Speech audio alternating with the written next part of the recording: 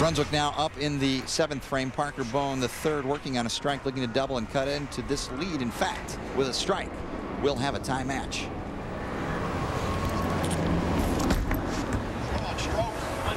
Oh, Hall of Fame job. Good job, buddy. More Geico PBA Team Shootout coming at you. Ouch. Always chomping at the bit. Picked up early and bowled his 8th frame, Randy. A lot better than the first shot he threw when he went 3-7-9, although he thought that was a really good shot. Only to leave a 6-pin a little high, but Jason would convert there in the 8th frame. Up now for Team Brunswick, John Petraglia, Hall of Famer, lit it up at the Mark Roth Plastic Ball Championship last season. After 14 games, he was 7th. Yeah, it did stick. Another stick, but rings the 7th. Well, that time he I was sticks. thinking about it too. Son of a bitch. The first time he slips, well, you can tell that Johnny grew up in New York and lived in New Jersey for a long, long time. But anyway, that was a great shot there. Still keeping it on line, leaving a ring at 7. Picks up the spare. Randy, we've got an even Steven matchup with still the possibility of an endless 10th frame. I mean, Mike J, is it just me, or at age 63 should you not be bowling as well as Johnny Petraglia bowls? It is not just you. It is fantastic. Yeah, it seems like he's a freak of nature or something, in a good way. Mike Fagan now. We are even. Ebonite and Brunswick. Brunswick 1-0. Ebonite 0-1, looking to get on the board with a victory. Fagan in the 9th. Dead flush. Well, that's back-to-back strikes for Michael Fagan, and he sets up his team for the 10th frame nicely.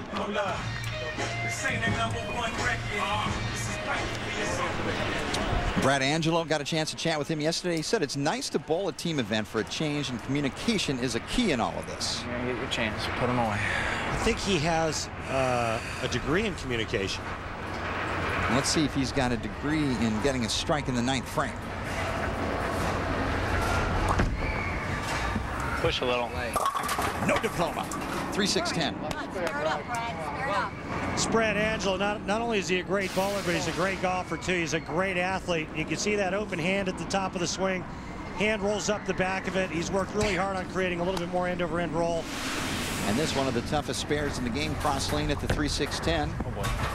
Stuck the landing, gets the spare, does Brad Angelo, who finished in the top 10 last year on the average list, finishing in 9th. Well, he's got such good position at the bottom of the swing. When he gets to the foul line, even a little slip like that or a stick isn't going to throw his swing offline.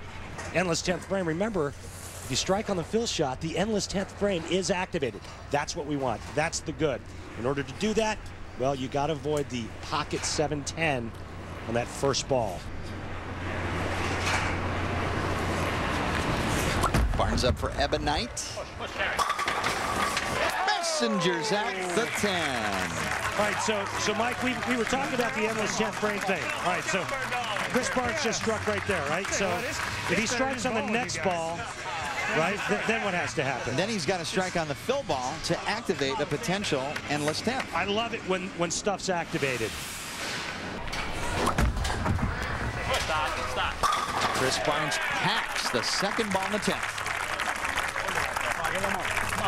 Hey, Chris Barnes, Randy P here. That's 2 beautiful shots. Now, because of the temperature on the lanes, do you make an adjustment for this fill shot? What's the game plan? I was thinking about moving a half there, but I will probably stay the same. I'll stay the same from that last one and just give it another go. First one's a little light. That one I caught a handful of, so I'll stay there for one more. So Barnes attempting for 215 for Team Ebonite, and with another strike would activate a potential endless 10th in the event Brunswick would exceed that score. Go! Go it did. 215 and an endless 10th for Team Ebonite. That's pretty good stuff there. He just stepped up and went whack, whack, whack. 3 in a row, and stuff is now activated. So Sean Rash up in the 10th. must strike on the fill ball. Looking for more here. First shot in the 10th. Kicks the 10 forward. Lucky break there. As Rash picks up a strike here in the 10th. Must now get the last two for any chance for Brunswick to work in the endless 10. Boy, that's a boatload of hand there. Boy, you can see the revolutions, that thumb grip spinning around on the inside part of the bowling ball. Look at Parker pulling the string on that 10-pin. Love it.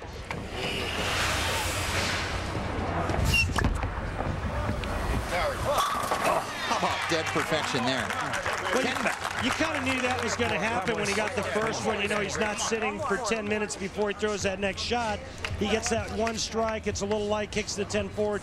Now you can really get loose, let her rip. Man, that's 10 back. Now, this is the biggie.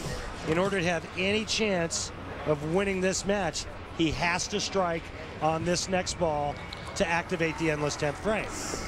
And Rash has experience in these matters. 2 years ago at Six Flags Great America in Chicago, Rash a part of that winning Carmen's Cartel Club back in 2008. Yeah, I hear that's a really bad gang, that Carmen's Cartel.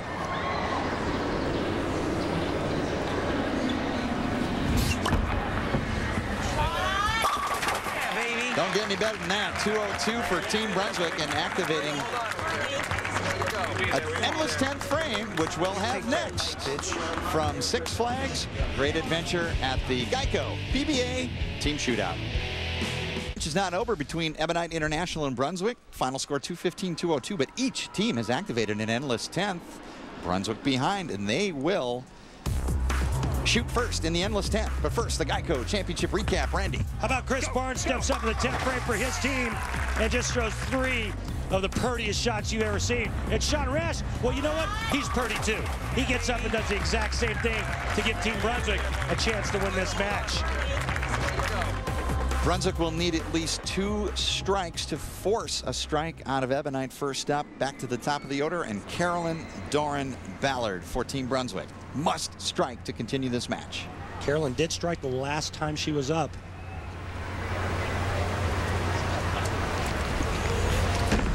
Hook a lot. Strike for Brunswick. Handing it off now to Parker Bohn III. And Brunswick can take the lead. Well, here's a shot that she's just praying that'll hook up. You know, there's a lot of pressure on Carolyn Dorin-Ballard to prove her worth in this competition. Now this man, Parker Bohn III, needs 1 strike here to extend the match for Team Brunswick. Went with the high, hard one, got the 6-8 to fall. Hall of Fame Maple Moxie. They got a lot of magic on that team, and I think it starts with Carolyn Dorin-Ballard and ends with Johnny Petraglia, and it certainly doesn't hurt to have this guy on your team right here. Check out the trip 6-8. Is that sick or what? Now back over to Team Ebonite as Brunswick is still alive and on a string, but Ebonite must strike or go down 0-2. Tommy Jones is the man for Ebonite. He hasn't thrown a shot in a while either, Mike J.